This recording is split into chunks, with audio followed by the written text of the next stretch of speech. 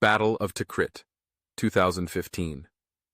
In the heart of Iraq, where the war against the Islamic State, ISIS, was raging, Iran's Islamic Revolutionary Guard Corps, IRGC, orchestrated one of its most decisive and high-profile operations, the Battle of Tikrit, in 2015. This strategically significant campaign, aimed at recapturing the birthplace of Saddam Hussein from ISIS control, marked a turning point in Iraq's war against the jihadist group. For the IRGC, the victory at Tikrit was more than a military triumph. It was a carefully crafted maneuver to consolidate Iran's influence in Iraq, embed Iranian-backed militias in Iraq's security architecture, and demonstrate Tehran's indispensable role in shaping Iraq's future. Tikrit, a strategic and symbolic battleground. Tikrit, located about 140 kilometers north of Baghdad, held both strategic and symbolic importance. As the hometown of Saddam Hussein, it was a stronghold of Sunni Arab power and a symbol of Iraq's Ba'athist past. When ISIS seized Tikrit in June 2014, following its blitzkrieg across northern Iraq, the city became a crucial hub for the group's operations, allowing it to control vital supply lines and project power across central Iraq. For Iran, the fall of Tikrit to ISIS represented a direct threat to its influence in Iraq and the stability of the Shia-led government in Baghdad. The IRGC, tasked with defending Iranian interests and ensuring the survival of Iraq's Shia-dominated government, saw the recapture of Tikrit as a strategic imperative. Control over Tikrit would not only weaken ISIS's grip on Iraq, but also pave the way for Iran to entrench its influence deeper into Iraq's political and military fabric. Qasem Soleimani, the architect of the Tikrit offensive. As ISIS tightened its grip on Iraq, Qasem Soleimani, the enigmatic and highly effective commander of the IRGC's Quds force, took personal charge of Iran's response. Soleimani, known for his ability to cultivate relationships with Shia militias and navigate the complexities of Iraqi politics, devised a multi-layered strategy to retake Tikrit and secure Iran's long-term influence in Iraq. Soleimani's plan for Tikrit revolved around the use of proxy forces and sectarian mobilization, leveraging Iran's extensive network of Shia militias to spearhead the offensive while ensuring that Iranian advisors remained embedded at every level of the campaign. The IRGC's strategy aimed not only to defeat ISIS, but also to position Iran as the dominant power broker in post-ISIS Iraq. Mobilizing the Popular Mobilization Forces, PMF.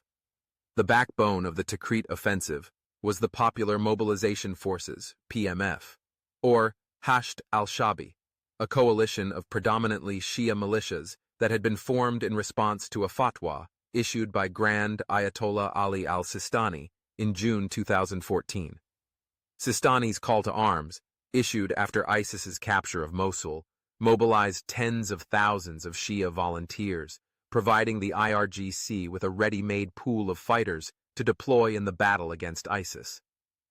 Under Soleimani's guidance, the IRGC quickly moved to consolidate control over the PMF, integrating it into Iran's broader regional strategy.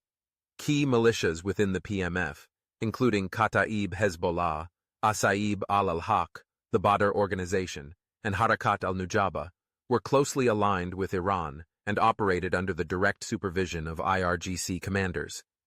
These militias, trained and armed by the IRGC, would play a central role in the Tikrit offensive. The Tikrit offensive, a three-pronged strategy. The operation to retake Tikrit, codenamed Labaik Ya Hussein, was launched in March 2015 and unfolded in three distinct phases: encirclement and isolation. The IRGC orchestrated a strategy of encirclement, cutting off ISIS's supply lines and isolating Tikrit from the surrounding areas. Pro-Iranian Shia militias, supported by Iranian advisors and artillery, established a tight perimeter around the city, preventing ISIS reinforcements from entering and ensuring that the jihadist fighters inside Tikrit were trapped. Relentless bombardment. Once Tikrit was encircled, Iranian-supplied artillery and rocket systems pounded ISIS positions, softening the city's defenses and weakening the morale of the jihadist fighters. Iranian drone surveillance provided real-time intelligence to guide precision strikes and coordinate ground operations. Urban assault and clearing operations. The final phase of the operation involved a brutal urban assault, with IRGC-backed militias engaging in street-to-street combat to clear ISIS fighters from Tikrit's neighborhoods. The battle was characterized by intense urban warfare, with Iranian-backed forces leveraging their superior numbers and firepower to overwhelm ISIS's defenses. The role of Iranian advisors and Quds Force operatives. Throughout the Tikrit offensive, IRGC advisors and Quds Force operatives played a crucial role in directing operations, coordinating with Shia militias, and providing tactical guidance on the ground. Soleimani himself was frequently seen on the front lines, personally overseeing the progress of the battle and ensuring that Iranian interests were safeguarded. The IRGC's presence extended beyond military advising. Iranian operatives embedded themselves within Iraq's command structure, shaping the course of the operation, and ensuring that Iranian-aligned militias maintained control over key positions. The IRGC's influence was so pervasive that the Tikrit offensive was often described as an Iranian-led operation, highlighting Tehran's dominance in Iraq's security landscape. Sectarian implications and Iran's long-term strategy. While the recapture of Tikrit was a significant military victory, it also had profound sectarian implications.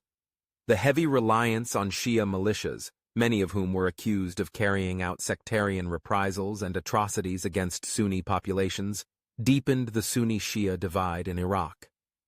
Reports emerged of Shia militias engaging in extrajudicial killings, looting, and the destruction of Sunni homes and businesses in the aftermath of the battle, fueling resentment and alienating Sunni communities. For the IRGC, however, the sectarian fallout was a calculated risk. Iran's strategy was rooted in sectarian mobilization and demographic re-engineering, aimed at consolidating Shia power in Iraq and marginalizing Sunni influence. By empowering Shia militias and embedding Iranian proxies within Iraq's security apparatus, the IRGC ensured that Iran's influence would endure long after ISIS was defeated. U.S. concerns and diplomatic tensions. The Tikrit offensive also exposed deep divisions between Iran and the United States, both of whom were ostensibly fighting against ISIS but pursuing vastly different agendas. While the United States provided air support to the Iraqi government during the later stages of the Tikrit operation, U.S. officials were deeply uneasy about Iran's growing influence in Iraq. American military leaders voiced concerns about the role of Iranian-backed militias and the potential for sectarian violence in Sunni-majority areas. The United States feared that Iran's strategy of using Shia militias to pacify Sunni regions would exacerbate sectarian tensions and create the conditions for future insurgencies. However, despite these concerns, the U.S. was forced to accept Iran's dominant role in the campaign against ISIS, recognizing that the IRGC's influence over Iraq's security apparatus was too deeply entrenched to challenge. Victory at Tikrit, a strategic triumph for Iran.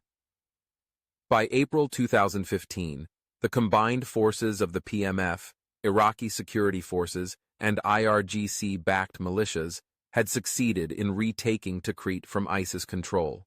The victory was hailed as a turning point in the war against ISIS, marking the first major success in reversing the jihadist group's territorial gains in Iraq.